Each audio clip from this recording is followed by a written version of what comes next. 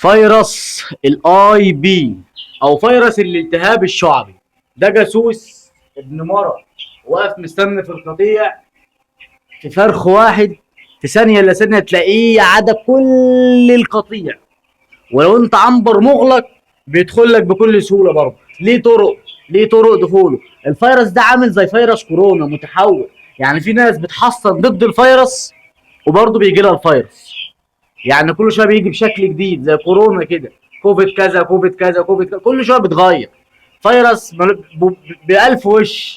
ده اوسخ من صاحبك اللي بوشين، لان ده بيوديك بدايه. ده لو جه الفرخ واحد بيعدي كل الفراخ. ده لو عندك في المكان عارف ازاي يدخل لك حتى لو انت عنبر مغلق. ناس كتير بتتلخبط بينه وبين النيوكاسل، يعني اوقات كتير في التشريح بيقولوا عليه نيوكاسل، يعني فيروس ملعون ممكن يعمل عامل. اقول لك مش انا، ده نيوكاسل. بيبدا بكحه، بعطسه بسيطه، بصوت خنفره، وفجاه واحده تلاقي القطيع كله مات كله 100%. ما ده فيروس ملعون، بيتنقل بسرعه رهيبه. ده بيتنقل بسرعه البرق. الاي بي ده مصيبه سودة. ده الفيروس ابن الغشيمه ده، لو لا قدر الله عندك في المكان، عارف ازاي هيدخل لك العنبر حتى لو انت مدمر. وطريقه انتقاله، يعني ازاي بيجي لك اصلا او بيعدي الباقي زي اي فيروس او زي معظم او اغلبيه الفيروسات، عن طريق الرذاذ، عن طريق العلف، عن طريق الميه، عن طريق الهواء، عن طريق لبس، نفس اي فيروس. فالاجراءات الوقائيه ضده، واقوى اجراءات وقائيه ضد فيروس الاي بي الالتهاب الشعبي، هي تطهير. لا تقول لي بقى رافع مناعه فيروسي، لا تقول لي بقى رافع مناعه ثمنه 2 3 مليون جنيه، لا تقول لي منتج تولكا، لا تقول لي منتج انابوليك بوستر، لا تقول لي منتج مين. مفيش منتجات، ملوش علاج. علاجه الوحيد انه ما يجيلكش الباب اللي يجي لك منه الريح، سد واستريح. طب اقضي عليه ازاي؟ اطهر ازاي؟ في كرتون التطهير بتاع عند البيطريين، الناس اللي هي محلات او عيادات البيطريه الكبيره، بيبيعوا كرتون اسمها كرتون تطهير، او بيبيعوا فار. يعني في تلاقي مثلا في، يعني في بيطري بيبيع منتج فيركون اس، في بيطري بيبيع فورمالين بحر، في بيطري. ففي بيطري في كرداسه عند باشمهندس مصطفى بيبيع كرتونه فيها كل المطلوب للتطهير. يعني احنا عارفين ان فيروس الاي بي متحول ليه كذا شكل. فممكن في منه بيموت بالكلور، ممكن في منه بيموت بالفينيك ودي موجوده عند اي حد. في منه بيموتش الا بالفيركون اس، والفيركون اس اصلا مطير فيروسي. في منه بيموتش الا بالفورمالين، والفورمالين مطير فيروسي. في منه بيموتش الا من نوع تالت كده مش فاكر اسمه، ده برضه مطهر فيروسي.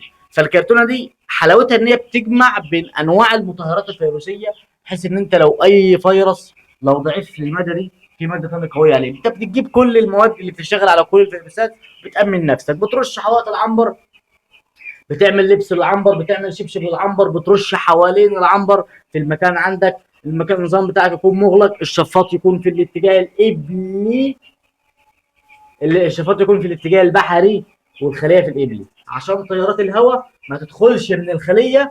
ممكن يكون فيها فيروس، ضمنك ان الهواء اللي جاي ده نضيف.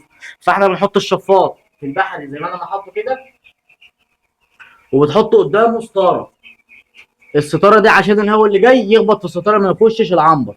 لكن الشفاط لما يشفط هيرمي في البحري، يشفط اللي عندك يرميه في البحر، والبحر ده تيار هواء هيبعد بعيد عن العنبر. انت كده ضمنت ان تيارات الهواء اللي جايه لك مش لو محمل بفيروسات انت بامان. طب الخلايا في الابلي شفاط كده كده انت شغال على حسبه وشغال لوحه تحكم. الهواء بتاعك بيجي لك بحسبه، هيجي لك من الخليه، من خلال فتحه الخليه.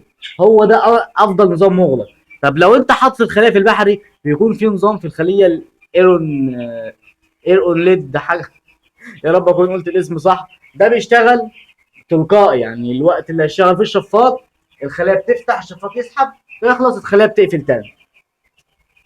دي بتتحكم في نسبه الهواء اللي انت عايزها بالظبط، عشان ما يجيش هواء زياده في المكان يعمل لك سرعه هواء، يعمل لك تيارات هواء في المكان استسقاء، يعمل لك لو الهواء متلج مثلا، تيارات هواء جايه لك وانت عندك درجه حراره مظبوطه ينزل لك الدرجه، يوم الشفاط مثلا ينزل يسحب عشان يدخل التهويه ينزل اكتر، فتصاب بالطشمه والبرد والكحه وتخش في مشاكل. عشان كده بنقول النظام المغلق لازم انت تكون بتتحكم في الهواء. الشفاط بقى في القبلي في البحري في الشرقي في الغربي، اهم حاجه يكون حاجه في الاول، الشفاط مثلا في الاول والخليه في الاخر في اي اتجاه، يكونوا مقابلين لبعض. احنا شغالين بحسبة هواء. الشفاط حتى لو تحط الشفاط في الارض، انا اللي يهمني الشفاط يشتغل يسحب لي هواء من الخليه، يسحبوا بقى من فوق من تحت من شرق من قبل من غرب من بحر، اهم حاجه يجيب لي هواء. ففكره ان انا احط الشفاط في البحري واحطه قدام مسطره، انا كده ارمي واللي بحر يرمي بعيد، لكن اللي جاي لي ما يأذنيش، انا متحكم فيه. بينتقل عن طريق العلف، عن طريق الميه، عن طريق الاكل، بيبتدي بكحه، بعد كده عطسه، بعد كده رعشه، بعد كده افرازات انفيه، بعد كده تلاقي فجاه واحده نافق رهيب في القطيع. والمصيبه الاكبر انه بيفضل في المكان 20 يوم، حتى لو القطيع تحسن وقضى فتره الحضانه بتاعته بيبقى لسه في الفرخ، بيبقى لسه في الفرخ عندك مستني منك اي غلطه اي تلكيكه، يقول لك إيه لا انت ما حرمتش، طب خد 50 فرخه كمان، طب خد. فهو مهما يعني لو جالك ما بيروحش بسهوله، عنيد عنيد عنيد، عامل زي الجمبور. الجمبور بيتطهر عشان تطهره من المكان عبيط، لازم تطهير صارم، لازم اقل حاجه 3 مطهرات الفيروسين اللي قلت عليهم. لازم المرض ده لما يكون عندك او لو جالك لا قدر الله لو حد اصاب بيه، يفضل شغال برافع مناعه وموسع شعب، مضاد التهابات، مضاد بكتيري، تطهير مستمر في المكان طول ما انت داخل المكان من بره ومن جوه. فيركون اس اوعى ترش فورمالين في العنبر وفي فراخ، اوعى حذاري ترش الفيركون اس اخرك على الحيطان كده في السقف على الارض على تمشي فيركون اس في خطوط النبل عادي. الفراخ ممكن تشرب منه بس بكميات قليله. ترش حوالين العنبر، ترش بقى برضه فيركون اس بلاش، لان في فيركون اس سائل وفي فيركون اس بخر. البخر بيتعمل في العنبر وبتكتم، السائل بيترش عادي بالمسدس، لكن يفضل انك ترش فيركون اس بس، لانه ده ملوش ريحه فواحه يعني ان هو يأذي الفرخ، لكن الفورمالين مؤذي، مؤذي ليك انت كبشر. انت الناس اللي بتطهر بالفورمالين عارفه ريحته عامله ازاي، لو رش في المكان بيطلع يجري ويسيب المكان، بيفضل يجي 3 ايام ريحته ماسكه في المكان. وما تعرفش تخش برضه لمده، لازم تهوي وتشغل الشفاط، عامل زي الاي بي كده مطهر رخم.